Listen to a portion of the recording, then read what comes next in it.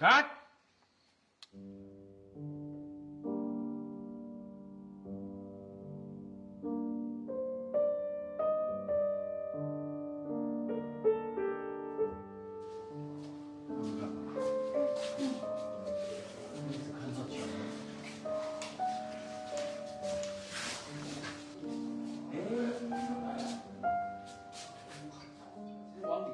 我觉得我应该是说，我非常幸运，就是我回来台湾，我遇到的第一个导演是侯导，然后侯导他给我一个很大的空间，然后跟他的合作关系，就是因为侯导他实际上是一个很念旧的人，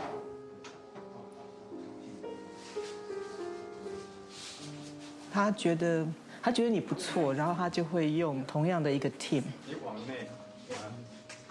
那也就造就了这个 team， 其实他就是一个志同道合的人。两相好啊，八鸡呀，十几呀，八匹马。那我常常就觉得，就是我自己跟侯导拍片最大的领略就是，就觉得拍片还是要一群志同道合的人。这个下面，这里不能有，这里五位，五进位。哎，好了嘛，这边。你到位人啊？台湾到位，台湾这大。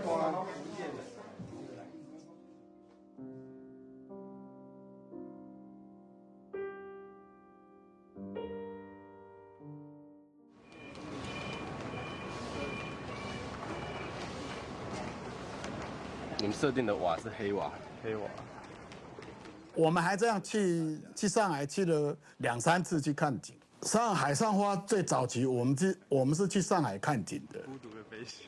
在那个所谓石库门嘛。我胡乱，对不起。上海有就是以前长山书寓就石库门。就是我们那时候去，那时候上海还有很多，1996年还有很多是还没有拆的那种里弄住宅，所以我们去参观了几个，那时候还真的有人生活在里面的里弄住宅，然后拍了很多照片。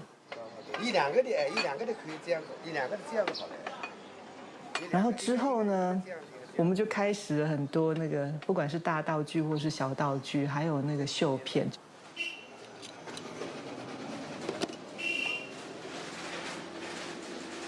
其实那个事实上是一个拍古装，尤其是拍清末的古装，一个最美好的年代。就是你是真的可以去找到很好的生活用的古董家具，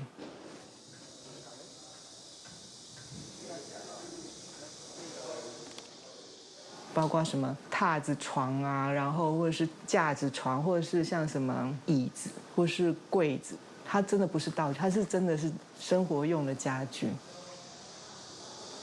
这个榻当初是那个梁朝伟放在那个沈小红家的那个榻，所以在电影里面也会常常出现，就是你会看到梁朝伟在这个烟榻床上那个抽鸦片烟，然后沈小红跟沈小红一起的一些谈爱的过程。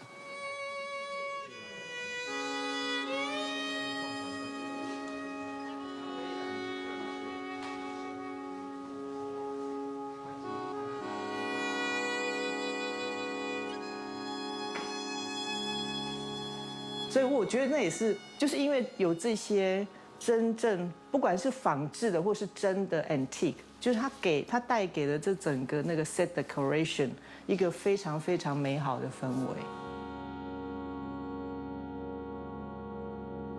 那我觉得这个又很接近导演要的，他要的就是那种生活感，然后是真的那种写实的氛围。原本我们是要在上海跟上影厂一起合拍搭景，可是那个时间点，剧本的审批，出现一些问题。但是后来我们的剧本通过不了这样，嘿，因为他们不准拍这方面的有关这方面的女子的故事这样。所以后来还是决定撤回来台湾拍，所以才会有那个整个，就是把所有的道具、家具，整个都运回来台湾。应该说，我们所有的这些场景，我们不是搭的，它是真的实际去把它盖出来的。就是我们找到一个很好的建商，他现在还是台湾很好的建商。那时候我印象中，我带了这些模型去他的建设公司找他，就搭了4个，应该是说三栋房子，就是那个时候叫那个，就是每个艺伎的这种上海式的里弄住宅。然后为了方便讨论呢，其实我们那时候就是可以做到很细，就是所有的那个每一个楼层是可以拆开来的。就是导演可以比如说从侧面观看到里面，然后每一个楼层事实上是可以拆开来看演员的那个，比如说 movement。当初还是花了一些心思在做这些，就是真的，因为导演喜欢实搭的景，因为他喜欢有那个阳光射进来的感觉。这个是那个黄翠凤家。我们那时候设定他是一个比较洋派的人，所以多一点那个中西合璧的那种 element 在里面。所以那时候为了方便讨论嘛，所以就是每一个楼层的细节，比如说他大厅从这边进去，通常那个时候的那个里弄住宅，或者是说那个时候的艺旦的住家，它前面会有一个小厅，然后你要真的跟他非常非常 close 的人，才能够有那个办法，才能够进到他的居住的空间，就是他的卧室，要不然可能就是只是在外面的小厅。那其实真正的里弄住宅是比较小的。可是因为为了要有那个 camera 的那个轨道的位置，所以我们都把它放大。就是我其实也花了很多心思在服装上，就是包括那时候因为要绣嘛，所以如果说你去看到那个领口的绣片，就是那时候还真的得画那个1:1的比例图，就是你要绣什么，然后那个丝线是真的要去染出来，就是这是领口的部分。这也是啊，就是这个是那个，如果说你了解当时候清代衣服的那种大金衫，就是它的袖口啊，还有它衣服的四周有一个如意云朵，这也都是要绣出来，然后就是要画出来1:1的画出来，然后再去把它绣出来。这个是在衣襟的部分。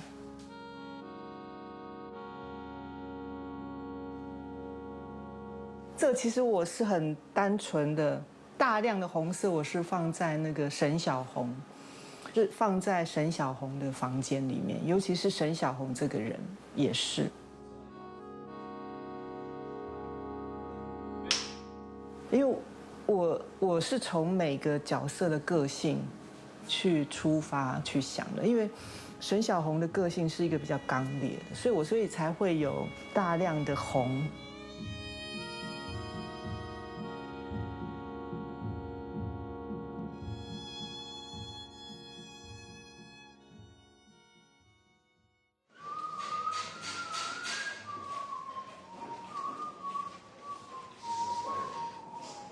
我是在拍摄前，为了这个电影，我想了很长的时间，因为我不知道怎么样可以让这个写实的光源，就是一个油灯，在那么多人的餐桌上，还可以照顾到每个人的亮暗。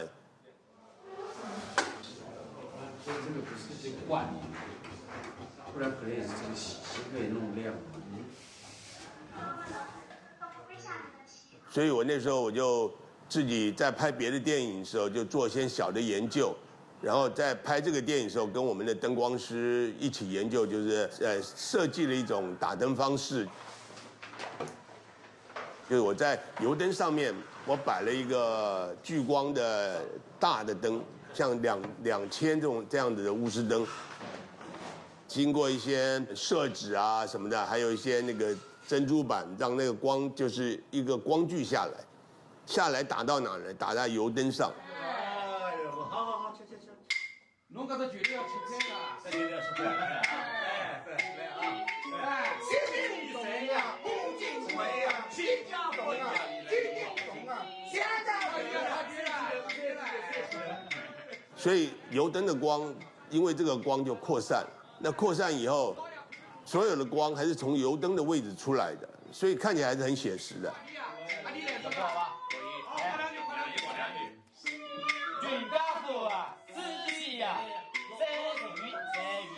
拍摄的某一天晚上，侯导把灯通通关掉。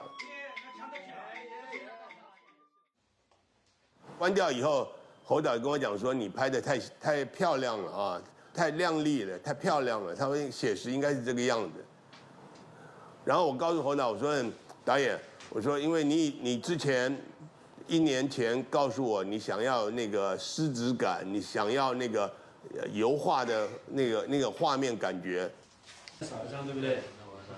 如果照现在这个灯都关掉的写实是达不到的，是一种比较惊悚的那种光影。而且我说我所有的光源还是很写实的打下来的，而且很简单，不能因为华丽了、漂亮了，你就把写实觉得它不写实。我记得刚开始拍的前2个礼拜，拍1个礼拜多了。我在那个剪接机上看，你知道那个 monitor 那个电视的 monitor， 我把它调全暗，把那个 brightness 调到最暗，还是亮的。我跟导演讲，导演，这个片子怎么亮成这样？我说我们不要这个，我们真的要自然光的感觉。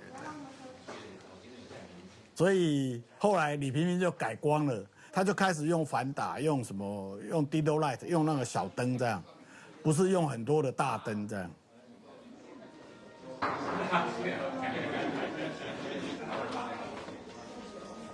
我呀，广告。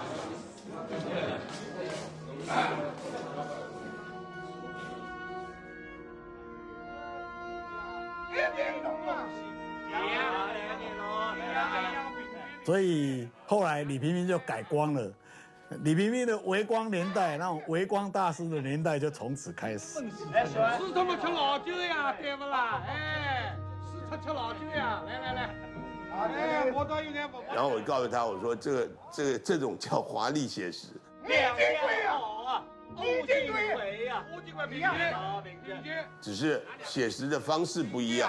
我行业去公导演，侯导也接受这个想法，后来就一直保持这个。但是后来印片的时候，侯导还是把它印的比较微幽暗一点。来，三点打招，来打，三点打招，好，不打招。然后对于我们美术来讲，其实就是把那个整个空间弄好，然后让演员可以很自在，然后不管是小道具，或是里面的 dishes， 或是酒，就可以让他们觉得这就是很新鲜、很现成，因为毕竟是他们要在这里面去做到那个。整个还原真的很像是19世纪末，所有的男人跟女人在这长山书寓里面见面，然后谈恋爱的感觉。你食先啦。就像海上花第1场那些人在那边吃喝喝，那个东西是这样子啊，大家肚子饿了，演员的状况是这样。来试一次来。演员肚子都是饿的，桌上的菜都是热的，都是好吃的。导演常常拍的就是喝酒划拳的戏，就是一拍再拍，几乎每个晚上。我们那时候在片场的旁边有弄了一个 kitchen， 有用一个厨房，所以那些里面的菜呀、那些 dishes 都是现炒的。所以，我印象中就是我们那个道具主人炒好这些菜，然后那个酒也都是温热的。带着杆子过去。把那个大线放着。这片在拍片现场，其实我到现场我也哇，这怎么录？房子是正正方方的，在里面讲话的回音是很大的。我们去看景的时候，大家都傻了，哇，这个没有办法。我去调了很多黑布啊、棉被啊，目的就是想没有看到的地方全部要吸音。否则我们听到很大的回音，那个声音对白的辨识度会很低，这样。其实我们那时候的挑战都是因为我们是就是边拍边陈设的，所以就是这种边拍边陈设，然后边置景的一个过程。但是没有想到这个房子呢，当时的这个房子是一个其实还没有建筑完成的一个屋子，这样。上有什么聪明，西上米西上米子，龟啊米啊，水利农。四周围的窗户都没有装上。我们现在看到的所有窗户是纸的，不隔音的，它是一层宣纸，是一层纸这样。纸的外头是稻田，水稻的稻田。水稻稻田有一个对录音来说有一个很大的问题，就是因为有水嘛，青蛙。下过雨，四周围满满的青蛙，不停的青蛙叫。然后这个拍摄的 location 是在桃园中正机场国际航道的底下，大概每5分钟就会有一班飞机从附近飞过去，这样。飞机哦，那个太多了，那个。后来我们刚开始拍了几天，发现没有办法拍，然后几天以后我们就决定整部电影移到半夜来拍。那个时候我们才到11点了，飞机大概少了，我们才开始拍。但是怎么样也没想到，拍到晚上2点的时候，有另外一种杂音跑出来了，因为它是在中立，好像听说中立火车站。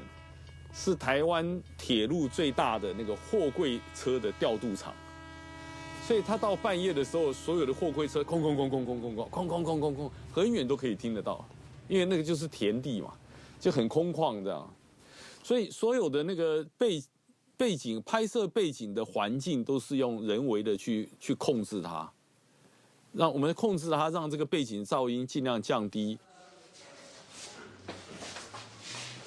我们拍摄就是几个房间而已，整个电影就几个房间，所以其实很局限，而且是真实的房间，不是摄影棚那样子可以拆墙移动的房间。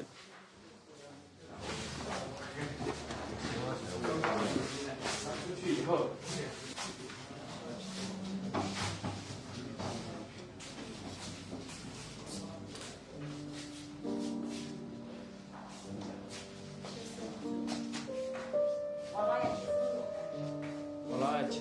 所以，我基本上其实我给自己设定了一个比较简单的一个镜头的处理。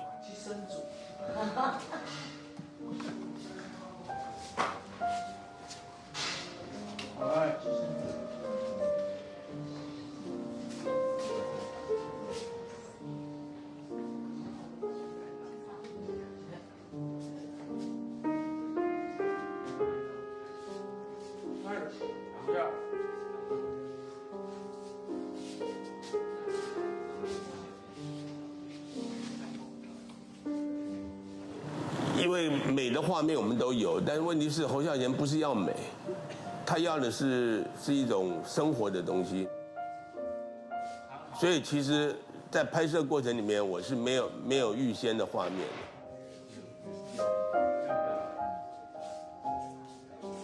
因为大部分都是坐了一桌人，东一句西一句的，所以镜头你很难拍长镜头，你也不能老是远远的看着这一桌人在你一句我一句的。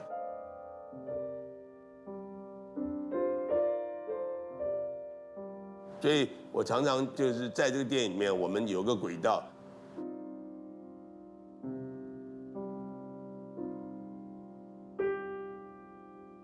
常常用轨道去寻找演员改变位置的时候，什么时候是比较有味道、有感觉，然后有光影线条。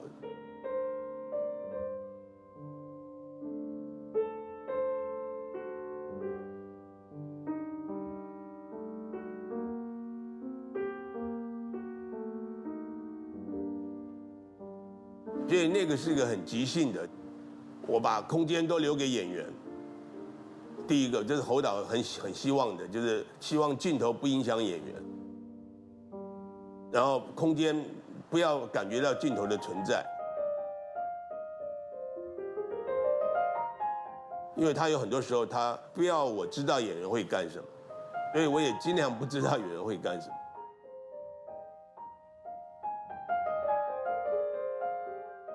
大部分时间都是，就是很全神的在掌握，在关注。然后我拍的时候，我是一个眼睛看发音的，一个眼睛是看着四周的变化，就是演员的变化。然后我的手是不停的叫兜里往回退，或者是往前进，或者停，都是在瞬间，所以无法设计。但是可能不是最好，但是那个就是侯导想得到的那样子的一个状态。我记得我们在拍那个，我们在法国拍那个红气球，然后有一天 Juliana Binoche 就在我们车上，他就在聊 Why everybody free？ 他的意思是说，给我的台词我爱怎么说都可以，然后我到现场我要怎么走都可以。然后我问导演，导演说可以啊，你随便走啊。问摄影师，摄影师说你也随便走啊。他说每一个人都很自由，摄影师拿摄影机。他说我在好莱坞没自由啊，我躺在那边，一个光头转歪一点，那个灯光师就说不行，你转太多了。然后眼睛一张开，前面300个人站在那里，可是这里我一张开，我站在那边演只有20几个人而已。他说 Why everybody free 这样。Why？ 他觉得很奇怪。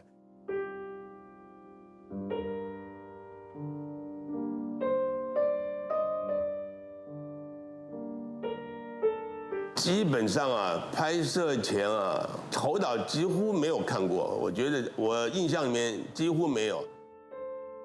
到后来我们有 monitor 的时候，他也几乎不看。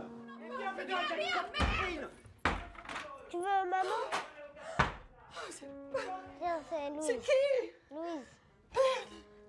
Allô 红气球的时候有一场戏，朱丽叶·比尔许因为儿子不能照顾，看到儿子的那些生活跟他没关，他哭了。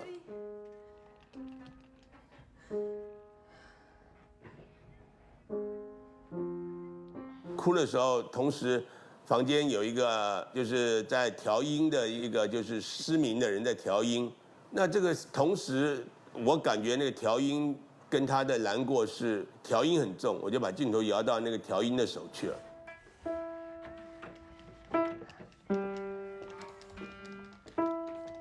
那其实朱丽叶·比尔许小姐是在画面外哭了。但是侯导当场一直在看着我的拍摄跟演员，然后拍完之后侯导就说 OK 了。我说导演，我刚刚摇过去了。我说只是那个情景让我觉得那个很强烈，我就摇过去了。导演就说 OK 了。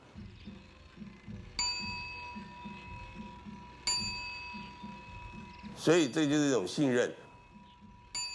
海上花是最凝聚的一种信任。常常只是每一次一个长镜头里面最重要的就是怎么样把戏剧这场戏的焦点呈现出来。讲好了，就照侬个意思，5000块赎身，5000块赔驾照。商业搿面点来担心，如果不成功的闲话，要被人家笑话。不成功了解你。那在这个焦点出现之前，怎么样让这些人物更立体、更鲜明，然后看到他们一些精彩的片段。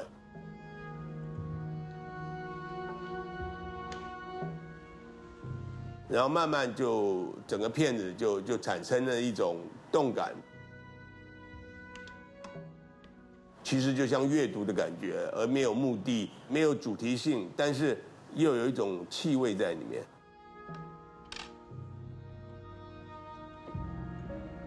又有一种生活的漫漫不经心，但是又看到时光在流逝，然后事情在发生这样。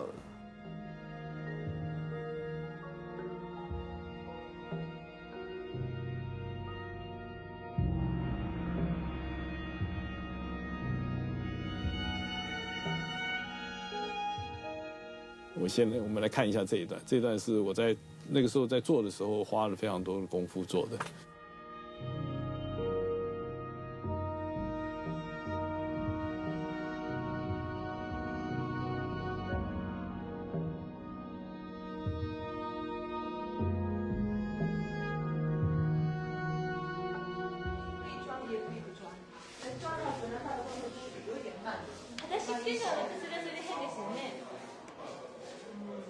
因为海上花是松竹投资的，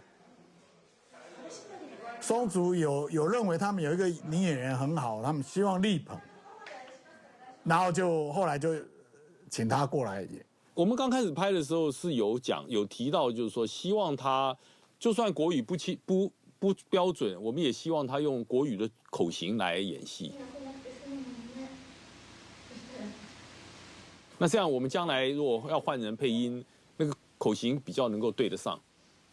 但是演了2天以后，发现他演到情感戏的时候，如果要强迫他用不是他的语言来演的话，其实蛮困难的。后来我们就放弃，我们就同意说，那你还是讲你的母语好了，哦，他就可以演得很细腻啊，演得很好的。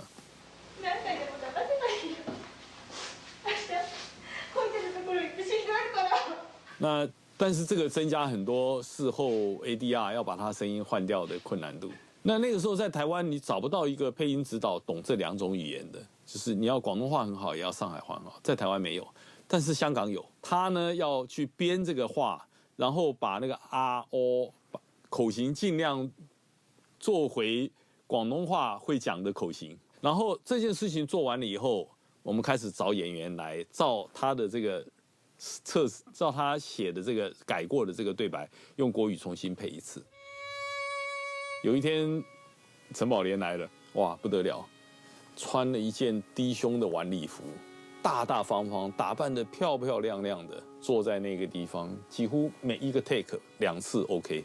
这么好的演员，这个哭都是原来那个演员的声音。如果係你，咁你嬲唔嬲啊？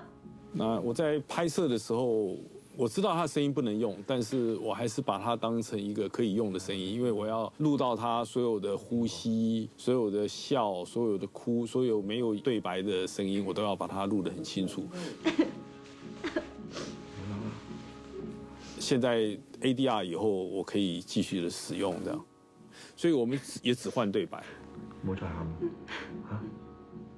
基本上看侯导的电影，他不是一个就是声光很强烈的电影，所以我们做声音也不会把它做的特别去强调某一个声音或者是什么，但基本上这些声音都是服务于这些场景的气氛。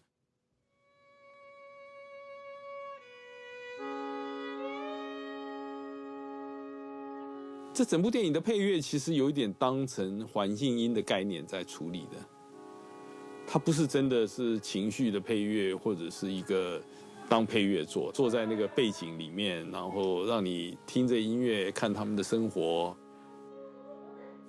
当成好像这一场戏的一个痛，一个颜色这样。这个音乐本身我们剪的时候并没有特别的有音乐，我在剪的时候并没有，但是后来松竹拿了大概5个人来6个音乐家的作品给我们听，这样。然后侯导选了一个里面最调性最怪的一个，叫《半野喜红》。好，来，但是我后来导师发现，《半野喜红》这个音乐显然对这个海上花它传达一个生活的压抑。我个人的感觉，这个音乐确实去传达一个很奇怪的，好像透过这个音乐，我去碰到一个禁忌的年代啊。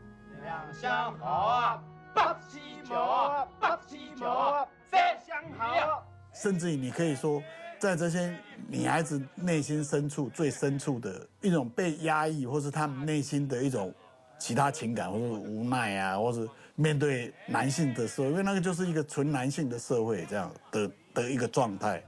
相好，棒这里呀，棒这里呀，哎，棒需要。侯导的剪接上，不是剪接的问题，是你要判断的问题，是你判断角色到什么状态，你一定要去寻找一个所有角色最饱满、最自然的状态，而且最符合侯导的节奏，他要那个节奏的状态，所以显然的很专心的看片子，虽然他的画面有时候会让你看到睡着了这样，都係有萬幾人啦。所以我後來用了一個，我也不知道怎麼轉的，實際上那個轉很難，因為都是前景接前景，前景接前景，又過得去。但是我在我的電腦上剪接上找了一個模式，是非常 long fade out 跟 long fade in。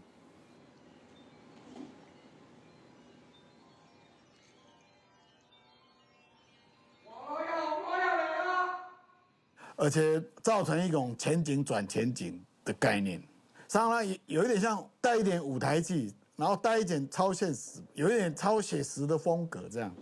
我以为王老爷勿到了此地来了嘞，阿拉西藏没吃，所以蛮好嘛。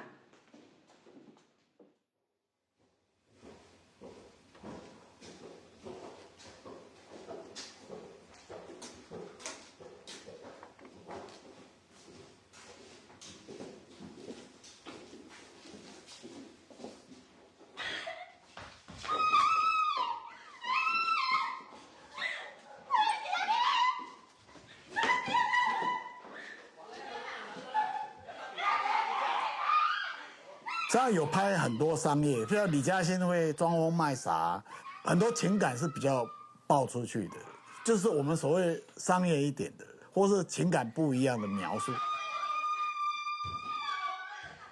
但是后来我们到最后我们都拿掉，我们这样拿掉了很多所谓人家导演认为是卖座的因素的东西，这样。海上花我们处理在一个状态，所以我后来 final 的时候 ，final 完我跟侯导讲了一句话。我说导演，我们做了一个无悲无喜的电影，既不悲哀也没有很高兴的东西，就是上那个话就是他的情感的反差，我们把它压扁。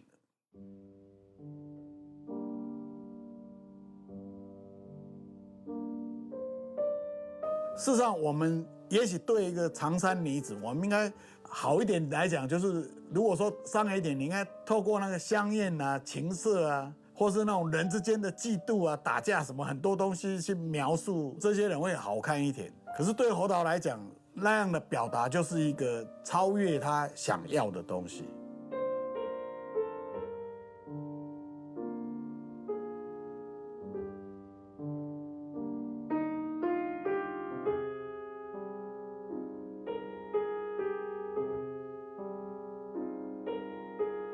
我觉得海上花的意义对我来讲，在一个剪接过程上，你面对一个这样的影像去拍成这个样子，